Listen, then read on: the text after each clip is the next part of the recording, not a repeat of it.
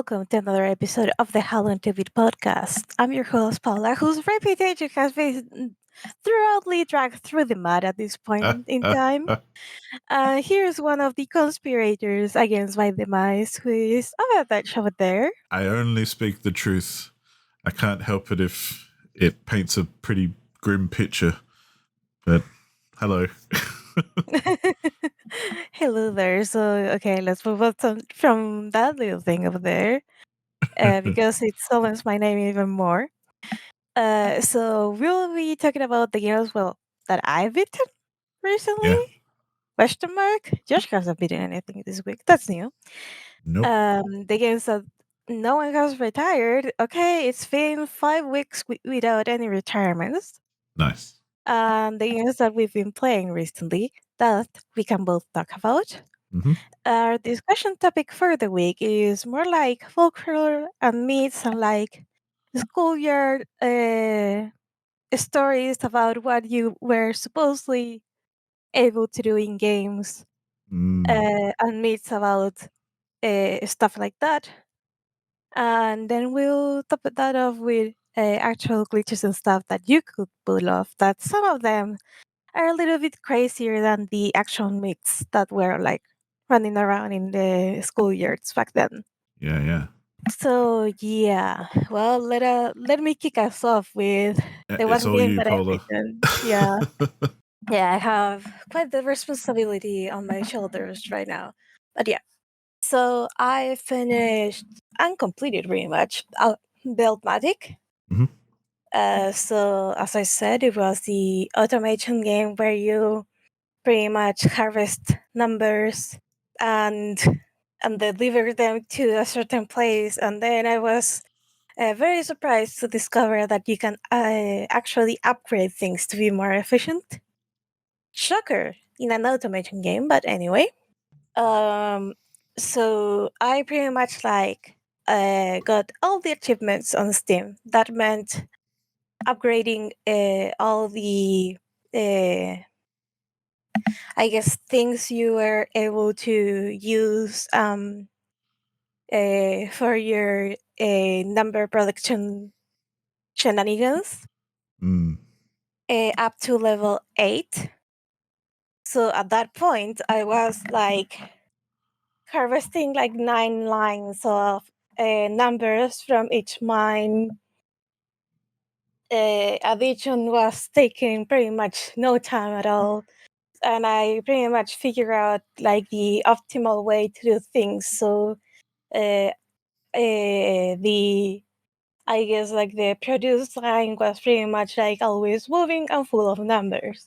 Nice. And I pretty much reached and finished level 30. And that marked the end of my adventure because I pretty much like got all the trophies and I wasn't like allowed to spend like who knows how many more hours to pretty much finish like the last 10 levels that didn't even award you a trophy at that point. So it was like, okay, you know what? I already have like the 100% badge on this game on Steam, so I'm gonna leave it there. So yeah. Nice. So yeah, that's pretty much like all I did this week. But I see you picked it up. Yeah. The fun thing is, after talking to you about it last week and hearing what you said about it, I checked out Buildmatic and I love these sorts of games, so I picked it up myself and have been playing it a bit in my own time since then. And yeah, it's cool. I think I'm about halfway through the levels, so I'm up to like level 15 or something. Mm-hmm. And I've just unlocked subtraction. So the one thing I do like about this is the progression system, how you start off where you can only add numbers together. So to get the result you need, you just kind of have to add the right things together. But then you can start multiplying. So that obviously, reduces the amount of adding you need to do because you start needing numbers in the hundreds and things. So you can just multiply big numbers together and get there. But one thing I've been really wanting is subtraction because there are some numbers which are like, I don't know, like 273.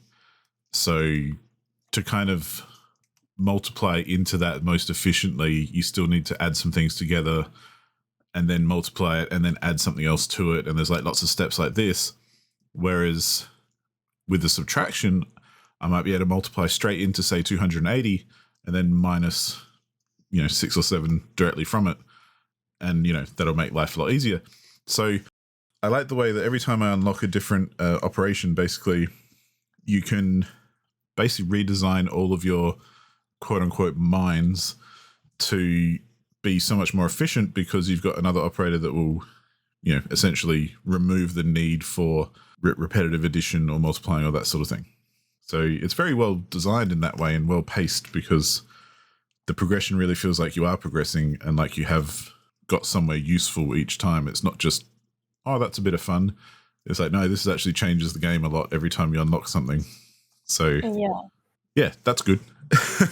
And I'm really enjoying it. It is very much like I said last time. It sounded very much like Shapes.io, and after playing it, it is very much like Shapes.io, except obviously it's numbers instead of shapes. So there you go.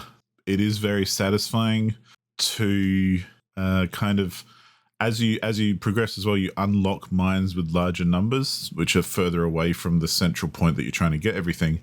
So sometimes you have to zoom right out and go, okay, where can I find the number I'm looking for? And basically mine it from like way over there and have a big long conveyor belt coming all the way back to then finish off the equation and then spit it into the location that you're trying to go for.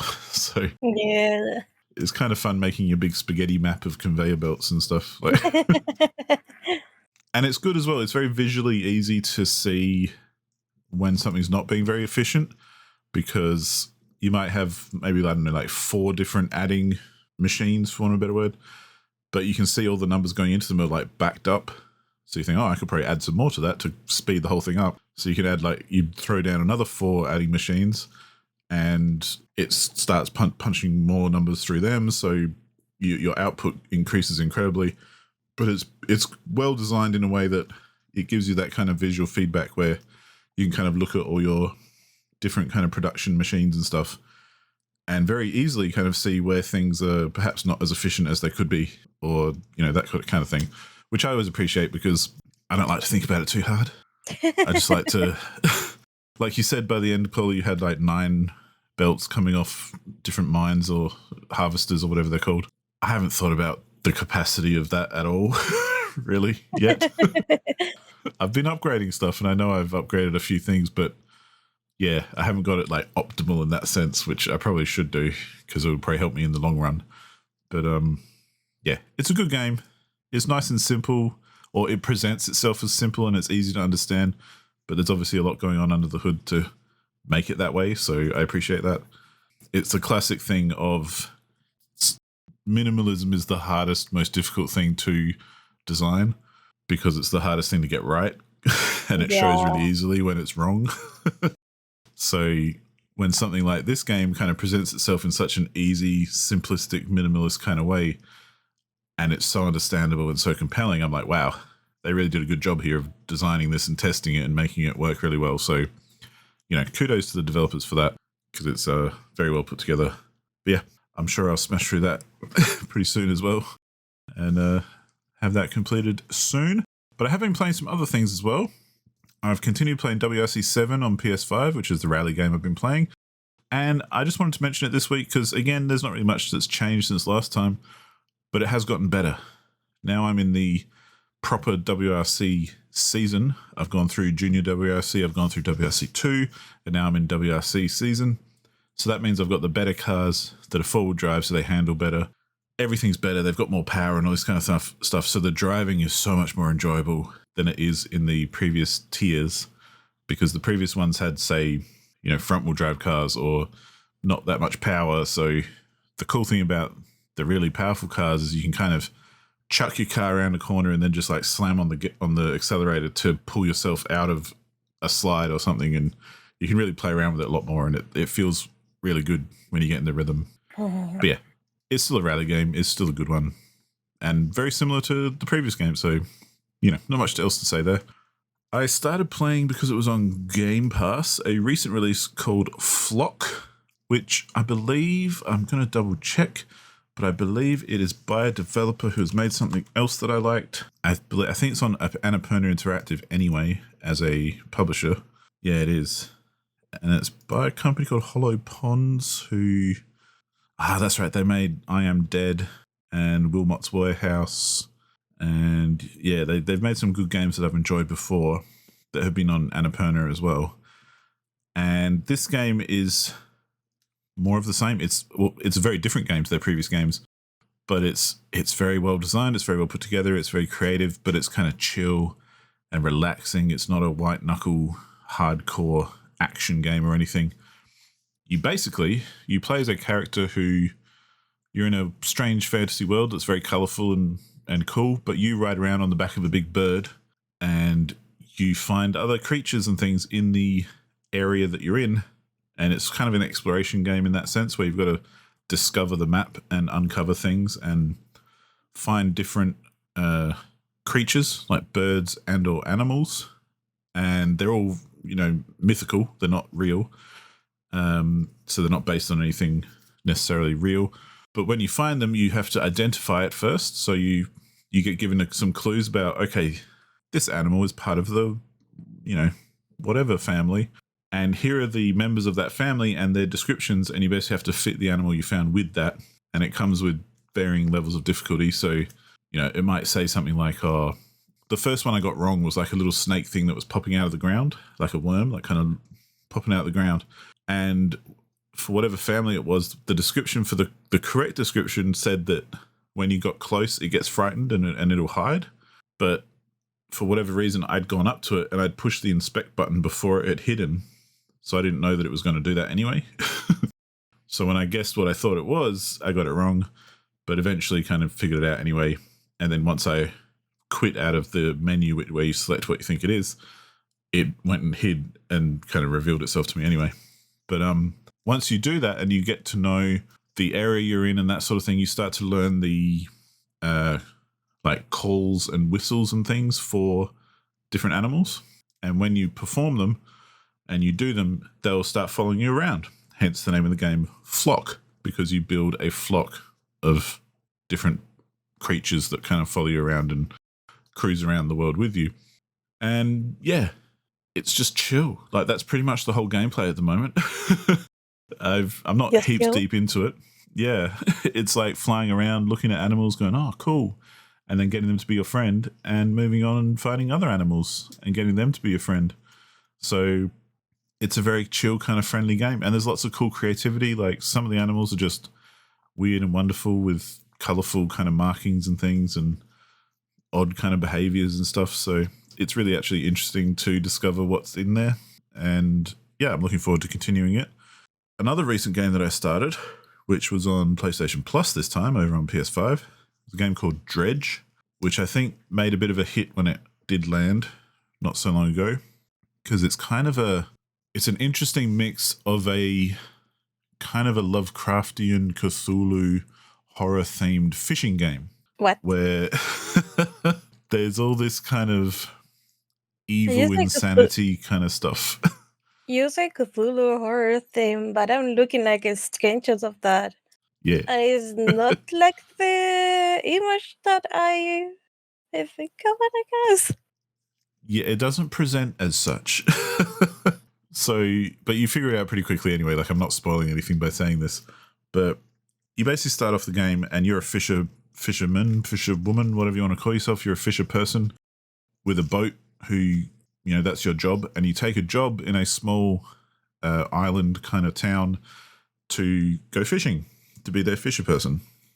And so the gameplay loop is that you've got like a third person perspective on your boat, and during the day you head out and there are spots where you can stop and fish, and you play a little mini game that basically acts as the fishing mini game, so you can like catch fish. And when you do, you have to kind of put them in your hold, which is like a grid kind of setup, which is like your inventory. And different fish are different shapes and take up different spaces in your inventory, so you have to kind of play a bit of Tetris to fit them in nicely. It's kind of like in Diablo 2, for example. Yeah. And you want to kind of, carry as much as you can on each fishing trip. So, some of them are quite big, some of them are small, all that kind of thing. But you fish until you load up, and then you take it back to town. You can sell your fish, and you can use that money and stuff to then upgrade your boat. You can get better fishing lines and nets and things that let you fish in different areas, like deep ocean as opposed to on the shore. You can buy like crab nets and stuff that you throw into the ocean and catch crabs over time. There's all that kind of stuff. It's actually quite a enjoyably in-depth fishing game. At the same time, though, there are characters and everything throughout the map. Turns out there's a lot of islands all around this map with towns on them. So you can go there and you can dock and you can talk to people. And there are people who trade things and who can sell you stuff. There are people who repair your equipment and upgrade your equipment and all that kind of thing. There are then also people who give you like mysterious quests, and part of the whole mystery starts revealing itself when you meet some dude who wants you to find artifacts for him from shipwrecks around the local area. And these artifacts are like valuable items that have like weird occulty kind of vibes to them. And so part of what you do is you upgrade your boat to be able to salvage items and dredge, the bottom of the ocean for items, hence the name of the game. And you go around, you find a shipwreck and you go, cool. So you like pull out as much as you can and fill up your ship with all the materials and treasures and all that kind of thing that you can find, and then take them back to this dude and he'll reward you with upgrades for your ship and that kind of thing. So that's kind of fun. But then when night rolls in every evening, there's a whole mechanic where everything goes foggy and you can't really see much. And you've got lights on your ship as well that you can then turn on and you can upgrade so that you can light up the area a lot more, because that kind of protects you. But the further out to sea that you go from your starting point, the more kind of weird shit starts happening. And I haven't quite reached that point yet, but they speak of like dangers and things. And they've mentioned, in the gameplay so far, they've mentioned stuff like how to repair your boat if it gets attacked and all that kind of thing. And I haven't been attacked yet, so I haven't gone far enough out yet. But sometimes when I'm cruising around at night, because different fish come out at night as well. So if you're trying to catch a certain type of fish, because there are some quests and stuff where you have to deliver certain types of fish, you might have to actually go out at night and fish at night to be able to get that particular fish. And sometimes I'm out there in the fog feeling a bit creepy. And I can see in the distance some basically almost like an aurora borealis kind of thing happening off to the side. And I found a book which also tells me there's some weird light things happening in the middle of the ocean that lead to insanity and death and all this kind of shit. And if you spend too long in the darkness at night, you have a bit of an insanity meter that starts ticking up as well and starts building up. So I haven't quite got far enough to really encounter all that stuff yet. I've basically done all the beginning things where you learn how to fish and you upgrade your boat a few times. But I'm basically at the point, I think, where it's about to tip over and I'm about to encounter some wacky oceanic tentacle monsters or something. Because there's also every now and then you catch a fish and it's like a deformed fish. Oh. And it's because you can catch like rare fish and stuff as well, which are worth more. But occasionally you'll catch like a deformed fish, which has like growths on it and stuff and looks all gross and weird. But you can kind of sell it to different people who want to perhaps cut it open and research it and figure out what's going on and why it looks like a disgusting monster instead of a regular fish. So, yeah, it's really compelling, I have to say. You haven't got like anything that has like signals of being attacked by an unknown entity or something like that? Not yet. Well, that would be like the next step, wouldn't it? Yeah, that's what I mean. There's all this, but there's hints to it and stuff. Like there is that insanity meter and stuff, and like on the you've got a compass at the top middle of your screen that also shows the time of day. So it shows when the sun goes down and then it becomes night. And when it becomes night, this eyeball appears and starts like looking around and basically creeps you out because you're like, why is this eyeball looking at me all of a sudden? Because it's nighttime. And, starts like having glowy effects and things if you spend too long in the dark. So, yeah, there's definitely all of this stuff kind of happening on the peripheries, but I haven't hit it yet. It's kind of, keeping me at bay. I'm being a bit of a fraidy cat, and every time that stuff comes up, I'm like, whoop, off I go, back to dock. I'm going to go sleep now. If you and just keep can, myself after safe. seeing all that. Well, that's the thing. I haven't gone too far afield yet either. So there are, you do get a view of the whole map at the beginning, and there are some places which are like very far away. So that would require kind of traveling through the night, through big open parts of the ocean to actually get there. So I'm assuming I'm going to have to do that eventually. But And that's gonna be fun. I kind of want to upgrade my boat a few times first to make it a bit bigger and have better equipment and stuff, which I can do by just staying in the safe kind of part for now. But it's actually a lot better than I thought it would be, because I kind of just tried it as, it's on PlayStation Plus. I thought I'll just give this a go. I've heard lots of things about it. It looks like it could be fun, but it could be pretty boring at the same time. But I'm really enjoying it. And yeah, it's actually really compelling. And I'm eager to see where it's going to go. And they've done a good job as well of, there are basically at each dock that you go to, each town, there's lots of people to talk to who have requests and things as well, and all have their own little story. So there's enough keeping you pushing forward. Like, I've always got about 2 or 3 things that I can do at a time, depending on what I want to do. So like at the moment, someone's asking me to find some stuff at shipwrecks, so I could go dredge some shipwrecks if I wanted to. Someone else has asked me to find some like lost gems and stuff at sea, so I could go do that. And then someone else is saying, I want you to deliver me these particular fish, so I could go do that. Yeah, there's lots of options and stuff, and it keeps it interesting, at least for now. And yeah, kind of interested to see what happens if I dive into the scary fog. But that will come later. Finally, though, I've continued playing Phoenix Wright, of course, and I think, I know I'm so close to the end now. You've been saying that for like the last 3 weeks, I think. I know. It's kind of funny, dude. But this time, I know who did it. I know it's just a case of proving it, kind of thing. So, spoilers aware, ahoy. Because I'll say a few things that are very, very spoilery for the final case of the first game, if anyone's worried about that. But essentially, I've got to the point where I know it's the chief of the police who did everything and is responsible for everything, and the little bastard's just getting away with it. But at the same time, the chief prosecutor who confessed to everything, I know that she confessed because her little sister actually accidentally killed someone back in the day in the original case that was like 2 years ago. And so this case now is her kind of covering up for that in a way by helping the chief of police and covering up for him. So I'm in the throes of heaps of really fun court stuff where I'm just having to try and prove everything now, because we know exactly what's happened and like who's responsible for what. But we're in the middle of a really fun kind of court section where we're just trying to prove everything.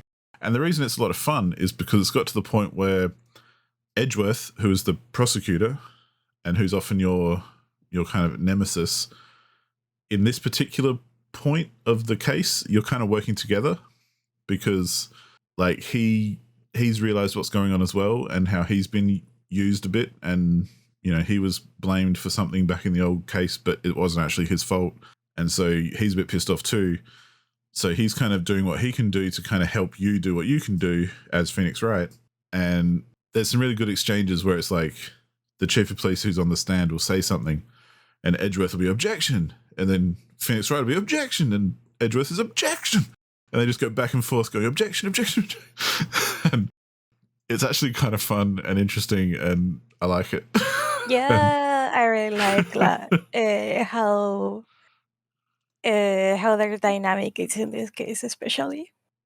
Yeah, and I always like how even when Edgeworth is your enemy, he is driven by, if something is the truth, then he'll back it up and he'll support that, even if he seems like he's trying to undermine you and just totally go against you.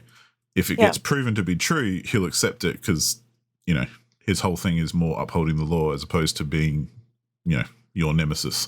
But that's why I like it in this one, how you end up kind of working together and, he's as much interrogating the witness as you are and trying to find out what's going on because everyone's getting fucked essentially. Yep. But and the judge is still hilarious because there's even points in this particular court session where they'll show a scene of the judge and they'll give him like 5 seconds of just kind of staring ahead, like just blinking his eyes, just going, huh? Yeah. And they know exactly what they're doing. It's like edited and paced a certain way. And you're like, I see what's going on here. The judge is just an idiot and we all know it. But that's cool because he kind of like, performs his role. The only thing I didn't like was the chief prosecutor's sister, who actually did accidentally kill someone, is kind of Phoenix Wright's little assistant for this case, and her name's Emma, and she's like, a young teenager who wants to be a criminal lawyer or whatever the fuck. But her whole thing gets so anime that it's kind of annoying because not only is she like a child who's being a lawyer because she wants to be and she's like super smart, and that sort of thing always just annoys me anyway, but the whole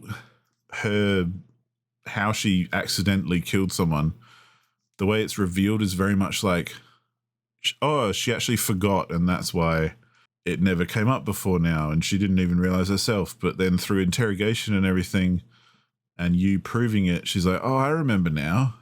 And it's like, that's the dumbest reason to like add that plot point kind of thing. It's like having a character show up in the end in like the last 5 minutes who did everything. It's like, that's just dumb. That's bad writing in my view. But aside from that, it's still very enjoyable. It just got a bit too anime with that particular character. And yeah, it was kind of like, I wish it was a little bit more thought through or a little better put together. But I'm having too much fun just objecting and playing courtroom drama to be bothered by it. So, it's all good. It's all good. And I do like, there's some fun animations and stuff, especially when the chief of police, who's like all arrogant and everything, basically being like, haha, you can't touch me, I'm the chief of police. And when you do actually unequivocally prove him guilty, there's like a 2-second frame of the look on his face. And it's like a drawing of him, but he's all like distorted and everything. Like he's so shocked that he's just gone mental. And then it like cuts back to him being normal again. It's like, it's like the shots of the judge being stunned and stuff. Like, it's just really funny the way they paced it and edited it together, which, I appreciate because it's just entertaining and a lot of fun. So they don't take themselves too seriously, which is good. But yeah, with all that, that's why I think I'm actually closer to the end now. Because I'd be surprised if anything else came along to change it that drastically. Last thing that we've got to figure out for this case is essentially we need to prove beyond a doubt that the chief is responsible, but then also that he coerced the prosecutor into covering up for him. And then I think we're done. So, yeah, maybe next time. I know I say it every time, but maybe next time we'll have a resolution to all of that. But that's it. That's all I've been playing so far this week. I've dabbled with a few other things, but nothing worth mentioning really. Yeah, that's a pretty lengthy rant from me, so I'm going to shut up now. And let's see if Paula can salvage her reputation by talking about beavers and school kids and frogs and slavery and genocide and all that good stuff. Wait, where genocide did come from? Well, it was the great that one. District 3 demolishment. No, I don't remember that. Anyway. Take it away. Anyway, I've been playing a little bit more of Timber Reborn, though my focus is on another game, the more on that later. But I went back into the game. I realized I was like 2 days away from a drought, and it was like, holy fuck, I need water. And I need to like raise the level of water before it starts like lowering because of the drought and stuff like that. So I did like some last minute preparation, and somehow ended up surviving all of that. And the other thing that um I kind of was like faced with was the bad tide, like that started like not too long after the drought ended. So that was a fun time.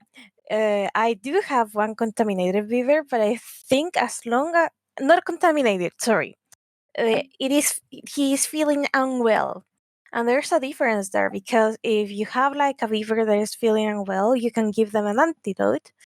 But if they're contaminated, you need to do a little bit more than that. That is pretty much like the main reason why the whole District 3 thing happened.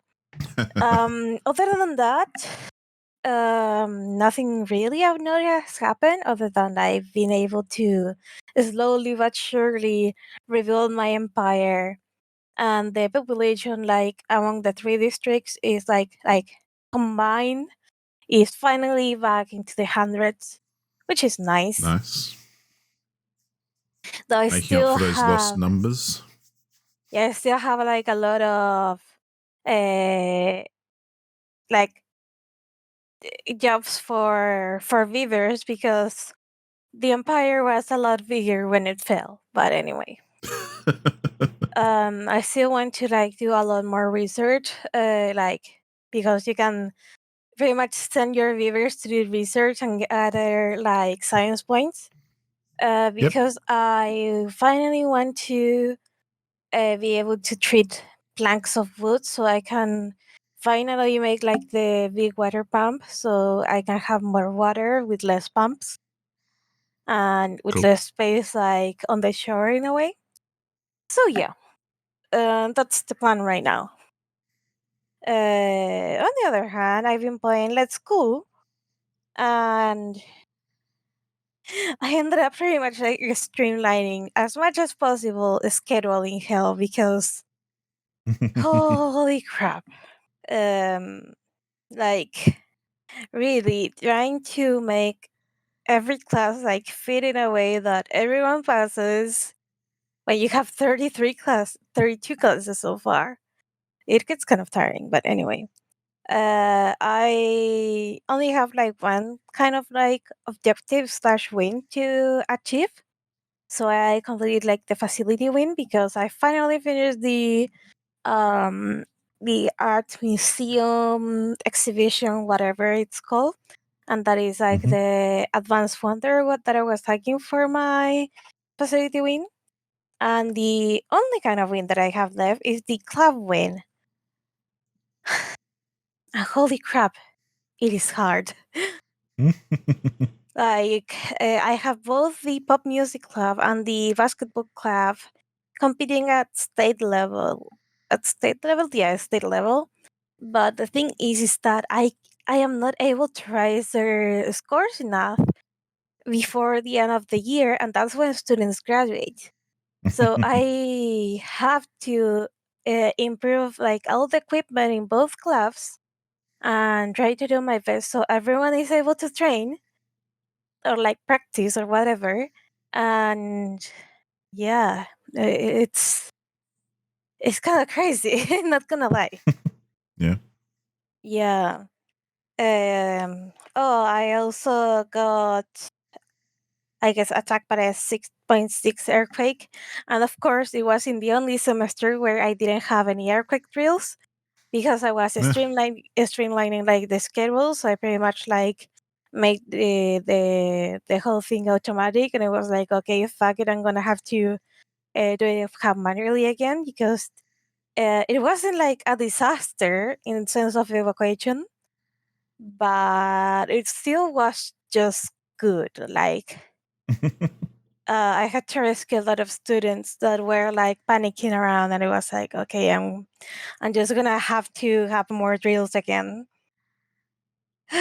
So yeah, I started a new semester. I went through scheduling hell again, but this time around, like with a couple of earthquake drills at the same, I guess at the same time block. for everyone, so I didn't have Mm. to like coordinate teachers like not being available to make classes in another class that I already assigned them to. So yeah, Administration, man. managing a school is tough. I have to say, there's a new record on frog throwing. Like I literally just finished a speech, and some fucker decided to throw a frog. So yeah, the only faster frog throw that would occur at this point in time would have to be like someone entering the school and not even like uh, um, letting the speech happen and just throwing the frog out there. Man, I can't wait till I get to play this game because it's in my backlog, but I just haven't got around to it yet. And Please to yeah, play it. It's a lot of fun. I'm so excited to see if how prevalent frogs actually are, or if something else perhaps occurs for me. Yeah, because like well, I haven't had like any trouble of bullies now that I think about it in a while. Because I pretty much like fill the hallways with like white dove statues that are like a sign of peace or something like that. Nice. Uh, but I do have people throwing frogs, and they've discovered some of the blind spots. So I've been increasing the amount of surveillance cameras so their crimes wouldn't go unnoticed. Frog surveillance. Yeah. So Nice. well then, it's been a doozy. Let's just say that. And Mm. finally, it's been long overdue. I'm finally playing another Otome game, and this one is Nor 9 Last Era. So in this particular case, it is a fan disc. So it has like extra content that is supposed to complement via a little bit of fan service and just tell another story after the uh, things that happen after the best endings on the first game. Hmm. This one though, it has like a bit of interesting structure to say the least. Right. So right now, on the prelude part of the game. So this game is kind of like separated into four kind of chapters, I guess. It's more like four story structures. I don't know. So prelude is like the events that happen before all the espers were the Norn chief. Okay, let's remember that in the first game, Norn9 Bar Commons, you follow like this group of I guess teens slash young adults for a couple of them, but anyway, um, the board is cheap, um, and they all have like one specific power, either being elemental like water, power of plants, or power over fire, or like something more weird like seeing the past, having some kind of premonition or stuff like that, pretty much, Hmm. or making barriers. That is a power too. And they board this ship, and they're supposed to like go to this organization and use their powers for world peace and stuff like that. So in the prologue, no, sorry, the prelude part of the game, you have the events that happen before all the explorers for the Northern tip. So in my case, on the first one, that is Masamune, he was like the one in charge on the first game, and the one who was in touch, who kept in touch with the organization. It turns out Mm. he was like kind of part of the organization himself. Like he knew a lot more than he let everyone to know, like to think. And he also has the power to see the past, either by touching someone or something. Like if you give them like a very precious item from a certain person, he was able to see the snippets of their past. So yeah. So Cool. the prelude is you follow like each, uh, pretty much like the story of each one of them before they boarded the ship. And I'm just in the first one, so it seems there's a lot of content here. Then you have what is called concerto, and those are the stories that continue from the best ending of each character in Bar Commons. And each one has like four parts. That is the prologue, that is the aftermath of the first game, the Moonlight, that is the main after story, Sunburst, that is more like slice of life events that can occur before, during, or after Moonlight. And then you have the epilogue, that is like the conclusion to the after stories and grabs everything in a nice little bow. I'm sorry if I butchered this, but I think it's Fuga or Fudge. I think it's Fuga. And that is a retelling from the routes of non-nine Barcomus, but from the perspective of the love interest. So in the first game, you have the perspective of the girls. So from Koharu, from Nanami, and from Mikoto. And now you have the perspective of each route from the other part of the route, very much. From the other person in charge of that route, I guess. But it's more of an abridged version. So it's not like you're Okay. replaying the game again. That would be quite boring. But it gives like either like things that the character was thinking about that time, or like things you didn't see from the usual perspective. And finally, because of course, okay, and finally we have Fantasia, and that is a what if story that unfolds while all the experts are traveling aboard the North ship. So if you remember, you may not remember because it was a while ago. In R9, there's actually two people that use their powers. One that is kind of like a dream keeper that is able to give you any kind of dream you may want. While the other one is kind of like he's able to that telepath, I guess. So he's able to broadcast his thoughts or like a message to everyone in range. So they use their powers together to pretty much give everyone like a silly dream.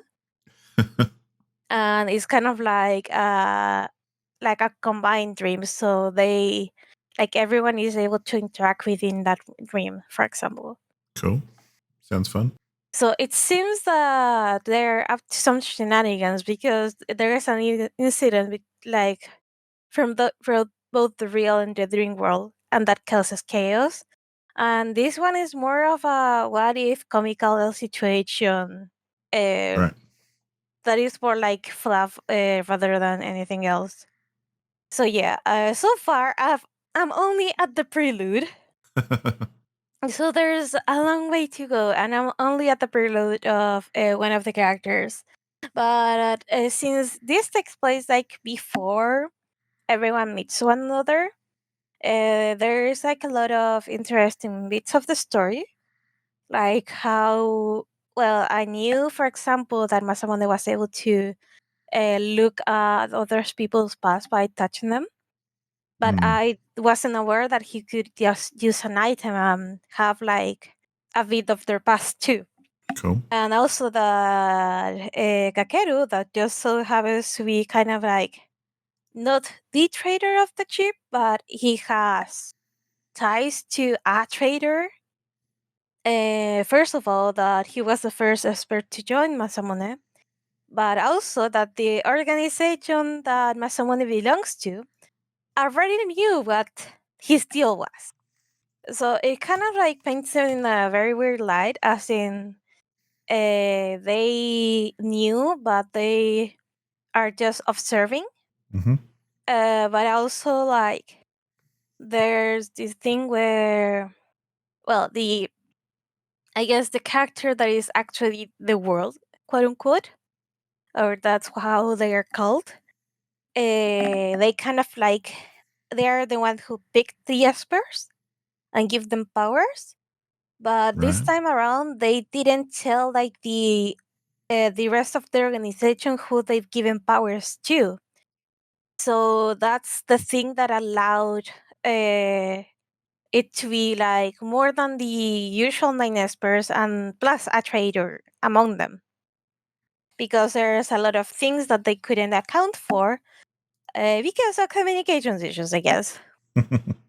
But yeah, so far so good. There's actually like more characters in this game because you are meeting other scientists from this organization. One of them being Masamune's uncle, and he's the one behind the design of the Hyoko. And the Hyoko are these little robotic chicks that are able to do like a particular task to help around in the ship and make the life of the espers a lot more comfortable. So you Mhm. have the chef Hyoko, you have the uh, penguin Hyoko, whose deal I don't know what is, but he's cute, so I guess that's good. But you have like the engineering Hyoko, you have the reporter Hyoko, and so forth, and so on and so forth. And there's also this character whose name is Nagisa, who I swear she has to be related to Natsuhiko because, first of all, like I guess like their eyes, their hair, there are a lot of physical similarities. But Mm. also I feel like they're like very objective driven in a way. And at the very least, if they are not related by blood, by for some godforsaken reason, at the very least, she has to have been his mentor at some point, because they are too similar not to be related in any way, shape, or form. So yeah, I think that's it for now. It's been a Cool. wild week, so but Yeah. and also my life got absorbed by Beltmatic and a little bit by Let's Go. So yeah. Awesome. Well then, we may now go to our discussion topic of the week. Mm. And this one is one that I've been wanting to do for a while, and that I called it folklore and myths, or gaming secrets, or alleged gaming secrets. Yeah, Because yeah. there are things that get like passed around either like on the backyard or like the school year, sorry, or like among your friends and stuff like that. Yeah. Well, and I'm interested to also hear because we were talking about this a little bit before recording, and I think Paula knows more about this sort of stuff than I do. But I'm interested to know, especially from anyone listening, if you've got something to contribute, how it is these days. Because I remember being, I'm going to play the old man card again and talk about back in the 90s when I was playing games and going to school. And the only kind of resources we had to find out about games were magazines or rumors and that sort of thing. Anyway, there was no internet to kind of look up stuff or to check stuff or to prove things or not. Whereas nowadays, I reckon most of the time when there is like a rumor or a myth that you can do something in a game, it gets either proven or disproven really quickly because people data mine it and then like film it and put it on YouTube to prove one way or the other. And you know, the turnaround's a lot quicker for finding out if something does exist or not. So I don't know. Maybe I just haven't got my ear to the ground very well these days, and I just don't know about some of the myths and things that have come up. But yeah, I do remember there being some when I was in school, and other nerdy friends and myself would talk about different things that might be possible in whatever hot game it was at the time. But yeah, I don't know if I wonder how it's different these days. I guess is my kind of curiosity. Yeah. Trying to. Yeah. Okay. Okay. Okay. Uh. So in general, like, yeah, you have a lot more misinformation like floating around like back in the day. Um. But there's there's kind of like some missing information that's still stuck around, like even like very up until very recently. So it has like a reason to be. So well, I guess like some of the usual schoolyard tricks that you heard about, especially in the height of the Pokemon franchise, were things like have to tame Mew, which I think it was like the myth was go to Vermilion City and somehow get served before the SSN sells. Because Right. once the chip sells, you won't be able to pull this off anymore. So you have to serve, and there's gonna be like a track over a little bridge thing, and if you use strength into set track, then Mew appears.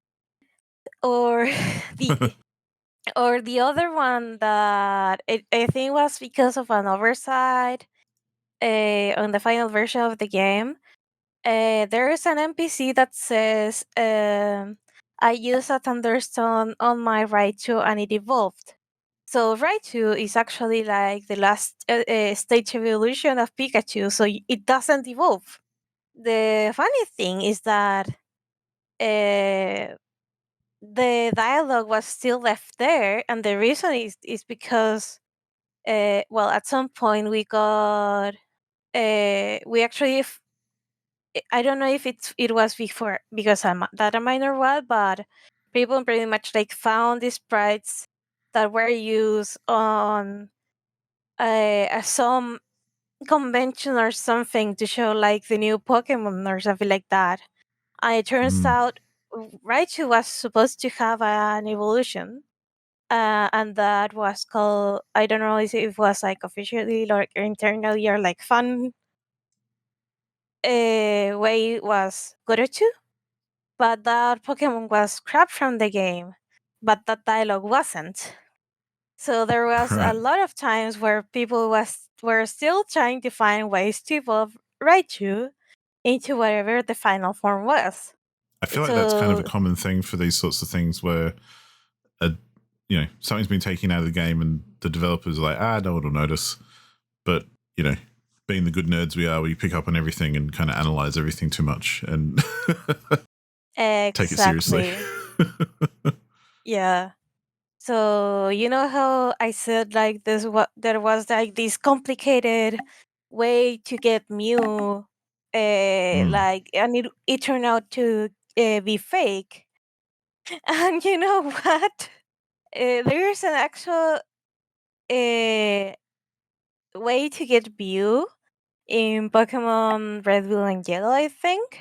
right. And it's not trivial. It's actually more complicated. Yeah, it's more complicated than you may think. Actually, um, yeah. Let me because it is actually a glitch, and it's free. And Right. I've pulled it. I found out like I've managed to do it like a couple of times, but there's like a lot of preparation for you to actually. Holy crap! I cannot. I'm just stalling for time here. Okay. Well, yeah, The go on. Okay, so first of all, you have to fight all the way through all the challengers of the Nugget Bridge that is on the north of Cerulean City. You have to catch an Avra any way you can, but you don't. Please do not engage the junior trainer that is marked on this map, who hides in the grass on the left of Route 24. This is like first part of the preparation. Then you have to place the Avra in your party, and then you have to make your way towards that trainer, and like before executing that, it is advised that you save the game, because you have to run in front of the trainer, immediately press start, and use teleport, so the trainer will have that an icon that says that it saw you, but you won't be battling him because you executed like the glitch, like the first part of the glitch. Right. Now if your menu doesn't work, okay, you are in the right track. Then you have to go to Route 25. You have to approach the youngster, do not battle it, or talk to anyone else besides the one mountain man. You must battle him as far as away as possible. It is impossible to avoid him, but it will still work if you then head to the other trainer. Then you must engage the youngster in battle. Do not walk towards him and talk to him, or the game will freeze. Then battle the youngster and defeat his slowpoke. Now you walk to Route 24, and as soon as you reach the route, your start menu will automatically appear. You have to press V to cancel the menu, and you will instantly be taken to battle with a level 7 Mew. And you can then pretty much catch it. Right. That sounds like a It is pain in the ass. it kind of is, but and that is one of the methods. There's a second method that uses a Pokemon with the fly ability, and that's the one that you have to like prepare the most for, because fly is getting like you can only get fly like after a certain point in the game. Mm, Um, but it is less complicated, but you have to have like a lot more preparation and remember not to put like a certain couple of trainers. mm. So yeah. Now, if you see this and then you hear about the other myths going around in the early internet or like in your group of friends, you realize like their methods sound like a more plausible than having to glitch the game and Yeah, stuff like that. totally. So yeah, I mean, no. go ahead. No, I was just going to say, the biggest glitch, oh, not glitch, I should say, but the biggest rumor I remember ever hearing about, which is probably says a lot about just timing more than anything, is the Bigfoot in San Andreas and GTA San Yeah, Andreas. Because that map at the time, these days it doesn't seem so huge and it's kind of, different perspective. But I remember when that game came out and it was like, whoa, this map is so huge. And there's this huge area which is all just wilderness and mountains and forests and things. And that was kind of early days internet. And I remember at the time, it was back in the days of like LiveJournal and ICQ and stuff. And I remember people sharing what was supposedly screenshots of blurry Bigfoot sightings in GTA San Andreas, much like in the real world, really. But none of yeah. it It's was funny ever because it's conclusive. always blurry. Yeah, and half of them were probably just doctored anyway and fake, and well, they were because it's funny because that's one rumor that I think is very well known. Like most people have probably heard about that. But Rockstar, the development company themselves, have flat out denied it and said, "No, it's not there. Stop looking for it. Stop bothering us. Leave us alone," kind of thing. But people Yeah. still don't believe that and keep looking for it and everything. And of course, these days there's mods and things that actually put the Bigfoot into the game. But in the base game, technically there's no Bigfoot. However, one thing I do like is that Rockstar kind of gave a nod to it in Red Dead Redemption, the first one, because there's a whole quest line where you hunt Bigfoots, and Oh my god, I love it. one of the trophies you get is called something like it only took 12 years or something, or whatever the period was between GTA San Andreas and Red Dead Redemption coming out. And so the trophy is like a nod to the rumor by if you kill that Bigfoot or something in the game, you get this trophy that says, it's called like 20 years in the making or something like that. And it's basically Rockstar going, yep, we know about this rumor and we've just put it in this game to kind of have a little fun. And yeah, I really like that because it's kind of a bit of, 6 I like years in the making. There you go. It's not that long after all. So, but I like it because it's like the developer kind of being self-aware a bit, and for such a big developer too, and kind of giving a little heads up to their community for being so into it and really trying to prove this myth that isn't ever going to be proven because it's not real. So to put something in one of their later games to kind of go, yep, here you go. Here's the Bigfoot you've been looking for. That's kind of fun. I like that. It's a lot of fun. I love it. There's another Pokemon related one. This one is kind of funny because I actually encountered it myself. So I think it was in Pokemon. I'm gonna say Pokemon Fire Red. Pretty sure it is. So Mm.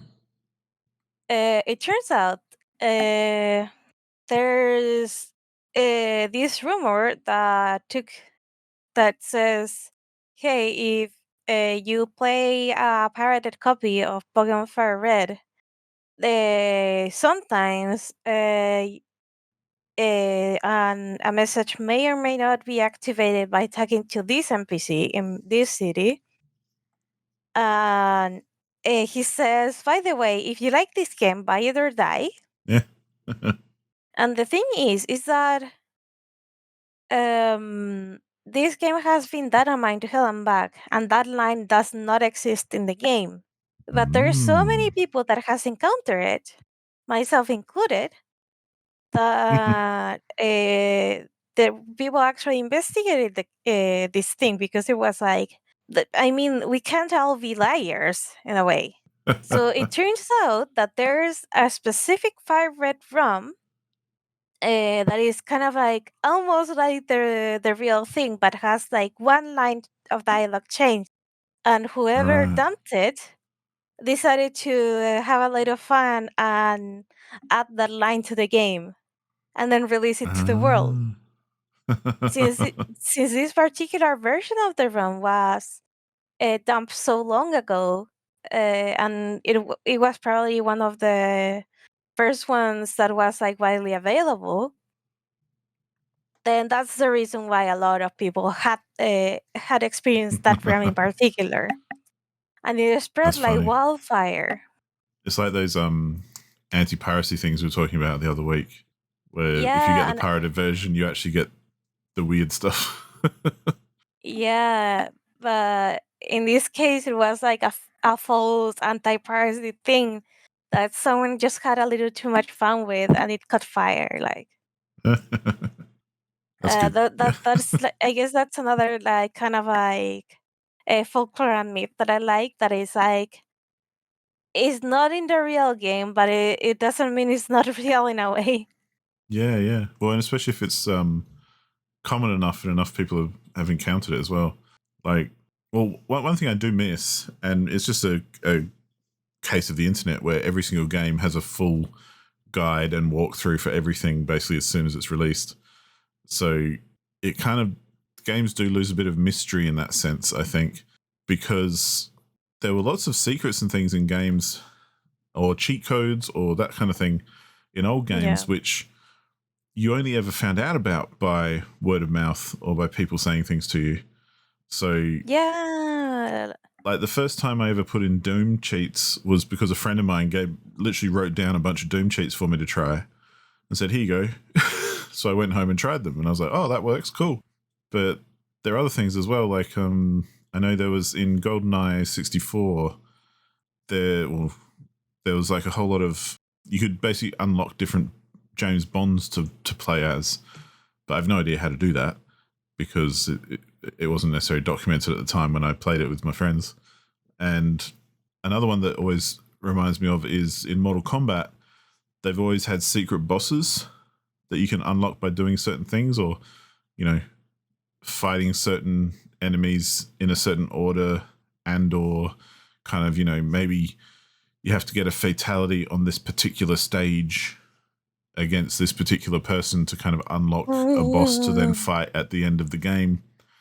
And there'd be hints in the game, everything like Reptile, one of the main characters that has stuck out through Mortal Kombat. I think it was in the first game or the second game, maybe. He wasn't in the game, but he was a secret boss, and when he did certain things, he'd kind of appear during the fight and just kind of say hello and disappear again. And if you did all those things together, then you could end up fighting him as the final boss. But the interesting thing I think about that is that it was never like documented anywhere. The closest it would get to being documented would be if it ended up in like a gaming magazine or something. And they often did articles that like, this is how you get the secret boss in Mortal Kombat. But that'll be like years after the game's come out or something. And, you know, there's kind of a charm to that, I think, because it kind of holds a bit of mystery that perhaps the internet takes away by revealing everything really, really quickly. Which, you know, I'm not saying I dislike it. That's just the nature of, you know, different things these days for different games and that sort of stuff. But yeah. Yeah. Speaking of magazines, that reminds me of the one time where uh, in one, I think it was like a Nintendo Power magazine or something like that. But there was an article on how to get like a secret Yoshi on Pokemon. Again, it's always Pokemon. Holy crap! And you could like evolve a Dratini or something like that into a Yoshi. Mm. And since it was like a Nintendo Power, a lot of people fell for it and then realized that, hey, this thing isn't evolving. And if you look real closely to the name of the person who posted this or like did the article, is Jade.Esther. Okay. Jester. Yep. Took me a second, but I got there. Yeah, it was an April Fool's joke. And it was kind of funny. Yeah, it's funny how there was like April Fool's trolling before the internet kind of thing. Right? Always. But yeah, like another thing that I remember is like having also exchanging like cheat codes for games with friends at school. Especially like for Age of Vampires and the Sims 2, sorry, or the Sims 1. I don't remember which one was out at that point. And there's always that one friend that is like that bastard that leaves messages like in Dark Souls. That is like, okay, do this, and yeah, there's trophy or like there's treasure, and Yeah. after like 2 or 3 times that that everything goes well, he gains your confidence. That is like, okay, now jump off the cliff, Yeah. but I don't see the button. Have I ever let you stray? So there's always that one friend that will give you a bunch of good cheat codes and then pretty much give you a cheat code that either not completely deletes your save, but because at the very least we weren't that much of an asshole to each other yet. Yeah. But it will do something to your save file in a way. And it's like, oh fucker. Yeah. Then I discovered I could Google my own cheat codes, so I got some for Warcraft 3, but that's for another day. Uh, yeah. I don't know, like most of them, the ones that I know are mainly like for Pokemon because like there's a lot of them, especially since a lot of kids played back in the day, and they had, well, no one brought their Game Boys to school because no one had one, but we have emulation at that point in time. Yeah. Yeah.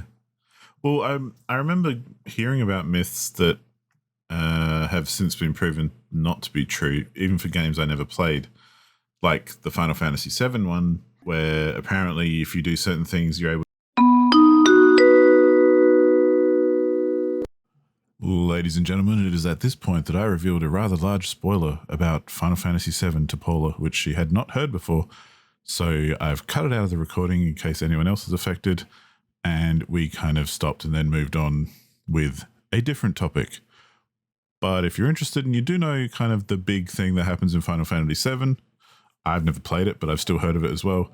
There was a rumor that apparently you could change that big thing that happened, and I think it got debunked anyway.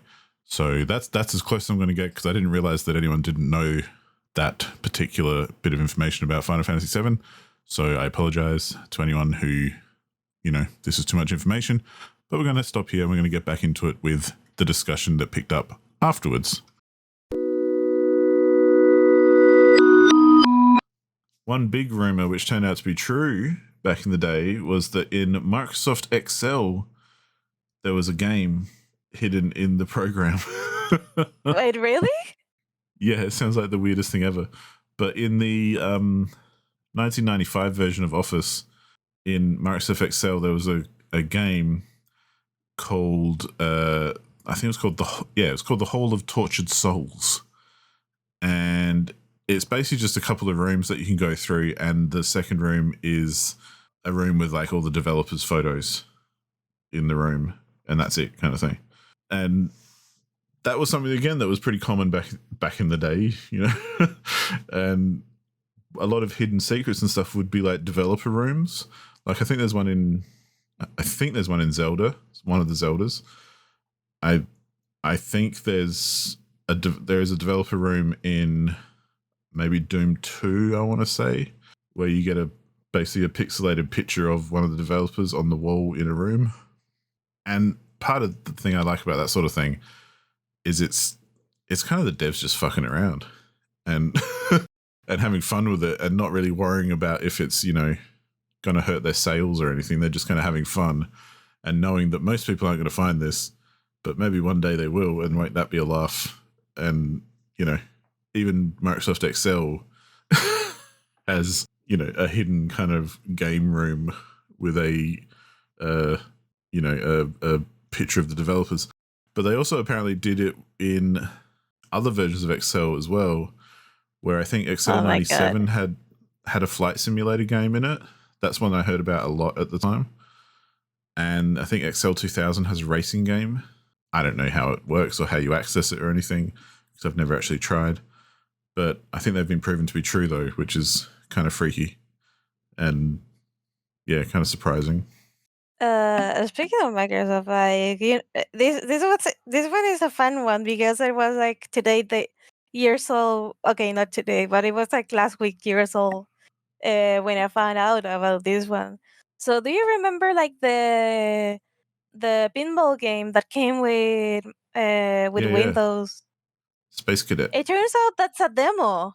Really? That is not the full game. There's like two more boards, Oh, man, I have played so many hours of that game right?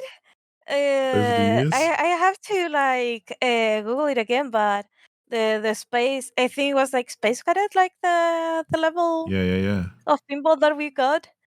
It Yeah. turns out there's like one or two more, and that's just the demo of the Wow. full game. Cool. You know, you fucked up your demo when people don't realize there's a full game. Like it's a demo anymore. Well, Like maybe that's what led to Microsoft charging for things like Solitaire and Minesweeper, because they went, holy damn, we crap, fucked up with God. that pinball game. Yeah, but at the very least, like the reason it got like they didn't like put it ever again, um like as a thing pretty much. It's because it was like, okay, it turns out no one realizes there's a demo and no one is buying the fucking game. So yeah. Speaking of, I have to Google it one day, but why don't I have Minesweeper on Windows 11? What is going on? This is an injustice that needs to be rectified. Wait, there's no Minesweeper? What happened here? Not by default, because I just looked for it because I was like, man, I got to play some Minesweeper again one day. But they took all the games off because now you have to like download them through the Windows Store and, you know, get advertising or pay for them or something. I don't know. It's stupid. By the way, the Windows Store is shit because Oh I yeah. can literally take like a full day updating the Xbox app because it tells me to update through the Windows Store. Yeah. But yeah, there's like the classic secrets like the Konami code, and that's like an Yeah. actual thing in Konami games. Well, the fun thing about that is that I think these days, especially, it can be applied to a whole number of games, and it's such a common combination that you can almost try it in every game you play, and sure enough, you'll hit something on a lot of them. Yeah, definitely, and it's kind of funny because it has been used even like in anime and other media because it's Yeah, so widespread yeah, that everyone is like, okay, let's use it. Might as well. totally. Well, it's funny because I think those sorts of codes as well also then go back to kind of arcade games where there were like, I remember hearing rumors and things about different codes and things that you could put into arcade games, which I think were all bullshit. I don't think any of them were real because none of them ever worked for me anyway. And it would Because be you that tried kind them. of Oh my god. it would be that kind of combination as well, like, you know, down, down, back, forward, up, A, B, whatever, rah, rah, rah. And yeah, none of them ever worked because I don't think arcade games wanted you to actually have any fun. So Yeah, because most of the codes were like to continue playing without paying. So it was yeah, yeah, that's bullshit. but that's where I like I mentioned how, you know, some of the mystery is gone, but I think it's purely because like cheat codes, for example. The whole reason cheat codes exist in the first place is because it helps developers make their game. And Yeah. so they put the cheat codes in so that, you know, when you're making Doom, you put in a god mode so you can just kind of run through and not worry about whether you're going to die or not. You can just kind of test how the game plays and blah, blah, blah, blah. And, you know, that's why that cheat code exists. It's not because they think, oh, we'll be kind to the players and let them have a god mode. It's Oh, it's more, because we had this in here and we left it in there, and then someone discovered it and started using it for themselves. So, sure, whatever, go for it. Whereas nowadays, I feel like those sorts of things get put in almost on purpose because, especially with retro shooters and that sort of thing, they end up having, you know, quote unquote cheat codes kind of put in on purpose. Even there's like some games I've played where they've got menu options where you can enable cheats and that kind of thing, which is cool and it's fun and everything. And it's, you know, it's not a bad thing at all. I'm not necessarily complaining. It's just, it's interesting how it's evolved because it used to be just a side effect of like the dev environment, kind of like how even in games like Skyrim or Fallout and that, you can, you know, bring down the console menu and start typing in commands to edit the environment you're in and that sort of stuff. That's all just development stuff that they left in because most people are not going to bother with it or find it or even care about it. But I think it's kind of fun for those who do because, hey, why not? Again, it's like single player stuff. Like, why not let you fuck around and have some fun, you know? So I always appreciate that sort of thing where yeah. whether it's intentional or not, just, you know, being able to, I guess, experience a game or a product or something in a different way that perhaps wasn't intentional. Maybe it is intentional, but it doesn't matter either way because you're not affecting anyone else. So, yeah, why not have fun? Those functions are there anyway. So why not leave it for the player to mess with? There is one rumor which I know about that I don't know very much about because it's a Zelda rumor. So you might have to fill me in here, Pokepaw. But Okay. apparently there's some Legend of Zelda game where you race someone. I think it's Legend of Zelda. Yeah, the one you is from Ocarina of Time, if I remember correctly. Ah, There's okay. there's a man like running around in Hyrule, and you're able to race him. And the thing is, it is impossible to beat him. Like you could even Yeah. like you could do whatever, and he'll be always be there before you are. Yeah, I think I saw it on a video once when they were talking about like different myths and things. And there was like a rumor that you could actually beat him if you did certain things. And so they tested it out. And it's like glitching things and changing the time of day and adjusting the clock on your machine and, you know, all this kind of stuff to kind of mess with timing of the game. But Yeah, they tried all this stuff out. No matter what they did, it didn't work. So yeah. yeah, It it was doesn't very, matter very what much you just a do. rumor. Yeah, he's unbeatable, and it is very funny because it really doesn't matter what you try. Yeah. He's unbeatable, and the worst thing is that you are able to raise him. So you would think that there's a way to win, but there Well, isn't. I think in this video as well where they broke it down, someone had even kind of hacked the game to follow the runner as like when he takes off and see where he goes in the game to kind of see if they could, you know, overtake him at any point or anything like that. And there is a point where obviously he'd be out of sight where he just kind of teleports to the end. So, Oh my you god. know, which makes sense because that's how you make a game, you know, like that's just what happens. but that was kind of where they went, yeah, you definitely can't beat this guy. It's not like he runs from point A to point B. It's like he starts running, but then he just gets teleported to the end. Yeah. So there's no way you're ever going to beat that. It's designed for you to lose, kind of thing. Pretty much, but it doesn't help that they're in the same game. There's a racing game where you can get the horse Epona, and that is a race that you can win. So it's kind of funny because there's all these challenges on the race event, and there's this one guy who is so quick, and to the point he teleports, and you cannot beat him. But you're able to play the mini game as many times as you want. That reminds me of, it's not a myth or anything, but there was a racing game called, I think it was just called Off-Road Racing or something, and it was like an isometric off-road racing game where you'd see the whole track and you'd kind of drive your cars around the track, and it was all dirt ramps and jumps and things and uneven ground and stuff, and Yeah. you worked your way up through it, and by the time you got to the final opponent, he was just impossible to beat. Oh my god. And you'd see it on the video, like you'd start the race and it would just be you and him, and his car would just kind of take off and just go around the corners without having to slow down or anything, and just kind of go zoop, and you'd never catch up. It was the most annoying thing ever. Yeah, it was just like weird artificial difficulty. Anyway, Oh my that's not a god. rumor. That's just a memory. Oh, but one thing, again, this is not a rumor. This is actually something that happens. But you know how in Tetris, Tetris, the one on, I think it's the NES one that gets used like for competitions and stuff. It Right. doesn't have an end. It even gets kind of like harder past a certain point because it tries to pull colors from a table that doesn't exist. So at some point you start getting like funky shit there. And the thing is someone managed to go so far into the game that it crashed. Nice.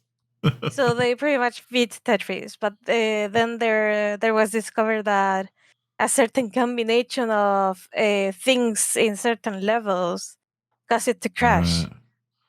So Yeah, yeah. interesting. That's a bit different to like the dude who beat it recently because he just kind of maxed out the memory allocation or whatever it was for the score, and Oh my god. I love that. like he just played it so much until it didn't know what to do and just kind of stopped working. It's cool in itself, but Yeah. I'm trying to think, but I don't remember like more school rumors. Like I mm, know a lot of creepypastas because, well, back in my day, I was a pretty much creepypasta reader myself, but also because my nephew. Oh, this is one fun thing. So mm. you would think that discrediting like weird shit would be easier now with the internet, but it turns out that my nephew, up until a certain age, it didn't like occur to him to actually like Google the evidence or anything like that. So whatever he heard, it was the law. So I guess at the very least for kids these days, the magic is still there. Just once Yeah. you learn that you can go Google anything, then the magic is gone. Well, I mean, Paula, we do live in a world where full-grown adults believe in some pretty diverse things. I don't want to say who's right or wrong because we all have our own little vibe to deal with, but there are some things which surprise me. I mean, And there are some yeah, things which don't. So, I can understand a kid not doing their research because there's plenty of adults who don't either. So, true. Or they do the research and then throw it away because it doesn't serve the purposes. But anyway, yeah, they disprove themselves and still ignore it. yeah, uh, but that's for another time. That's for another that's podcast. Let's yeah, be that's real. for another podcast. Well, then, I think we pretty much filled this topic for everything was worth at the very least for now, or for us, I Yeah, guess. yeah, So good times. yeah, I do, I it, do, I do. As a final thought, though, I do like I do like when games include things that you might miss as a gamer. I always find that interesting. I know lots of mainstream games now, it's kind of like not the done thing, because why would you bother putting effort into making something that most of your players are not going to ever encounter? But I kind of like that, because I think it's nice when there's like little bits and bobs for people to find if and when they decide to, or little Easter eggs, or little, like developer rooms like we were talking about, that sort of thing. Just, I see it as kind of like the developers going, tip of the hat to your player. You're invested and you found this little thing. Congratulations, and Yeah, thanks for playing. definitely. Definitely. And there's even things from older games that it's still getting found out. Like a couple of years ago, well, more than a couple of years ago, now that I think about it. But it turns out that in The Legend of Zelda, The Wind Waker, you Mm, can also actually like one hit KO a boss a certain way, because the boss in particular is like a plant monster. right. And before that fight, you are able to get like a bottle and get like it was like water from a fairy fountain or something like that. And Right. since that plant is evil, if you put water on it that has the power of the goddess, I guess, you kill it. That's cool. I like that sort of thing. Yeah, and it went so many years without no one even like thinking about it. That's So fantastic. that's, yeah, like that stuff, like stuff like that. It's really like that makes like the game community so awesome, because Yeah. someone there is trying everything in their power to break the game, Yeah. or if to see like a particular thing is possible, and then when they do demonstrate something crazy, they put it out in the world, and it was like, holy crap, this game has been out for like 15 years and no one else noticed this. Yeah. And I guess by contrast, I think one of the disappointing things that I remember in recent times, although it's a while ago now, I think it was in Diablo 3, and or I think they've got it in multiple Diablos, but there's like cow levels where it's just full of cow enemies. Yeah. And I think the Diablo 3 one was like a Technicolor rainbow unicorn kind of level, but full of cows. And getting there is quite a convoluted process, like you were talking about with the Pokemon stuff, but like you have to do certain things a certain way, and it, kill a certain thing at a certain time or in a certain order or something like, I don't know. Hmm.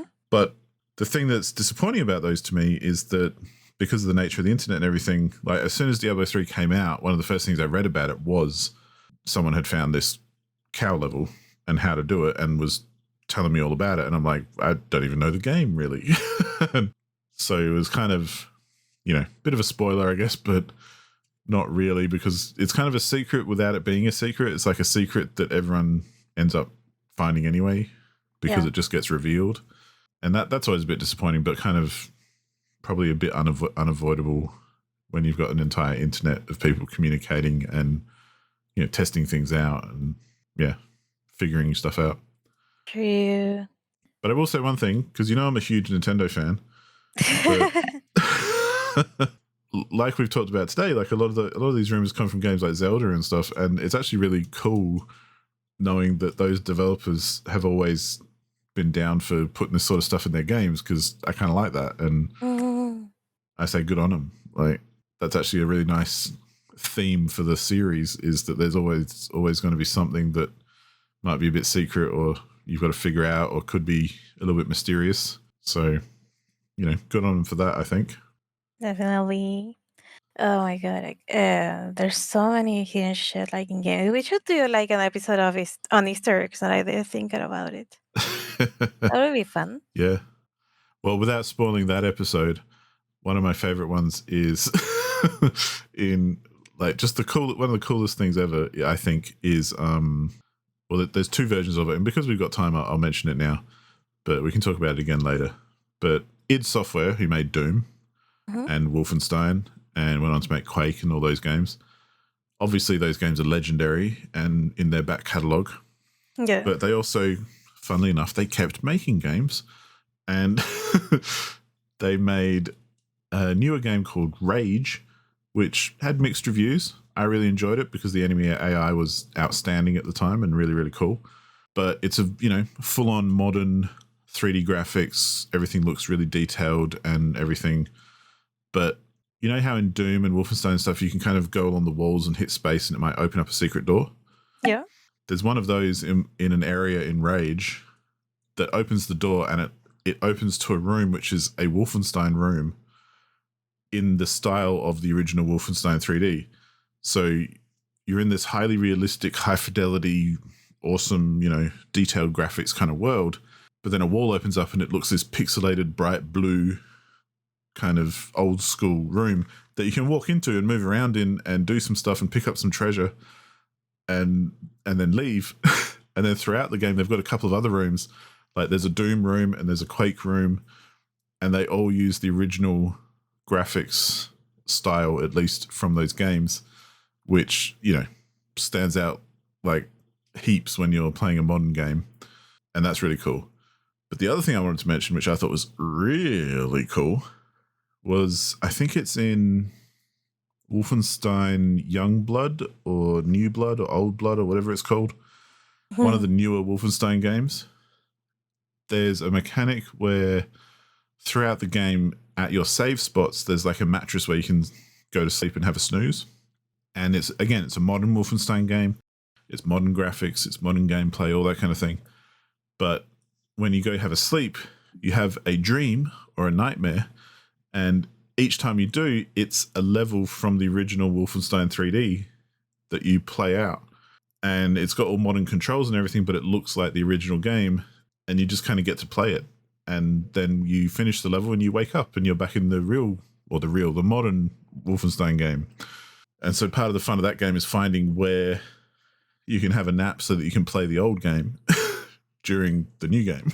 Oh my god, that's cool. So they basically put a rebuilt whole version of the first Wolfenstein game within a new Wolfenstein game, just as a fun little thing that you might encounter. I always thought that was really cool. That is really cool.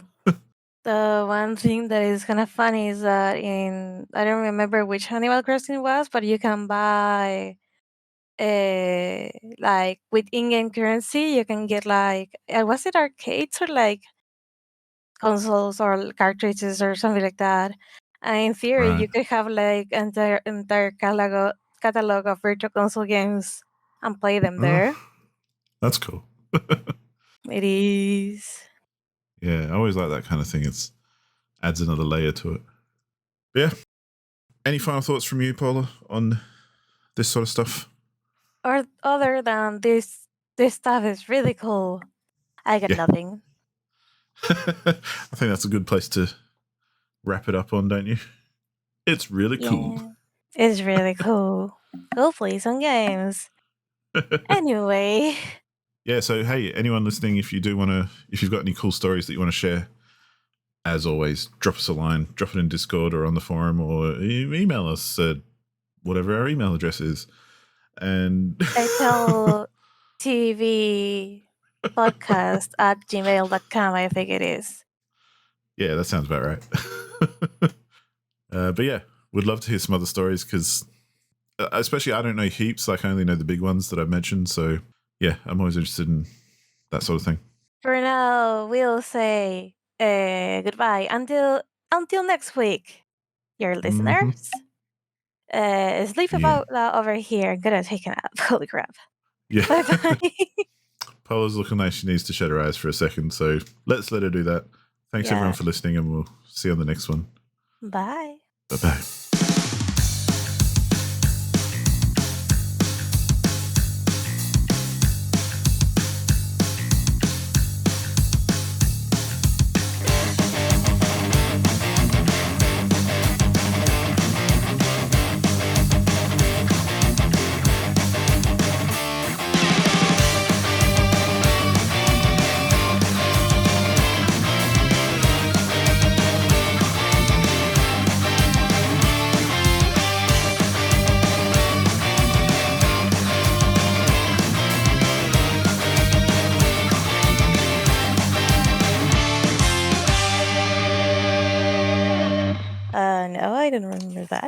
Um.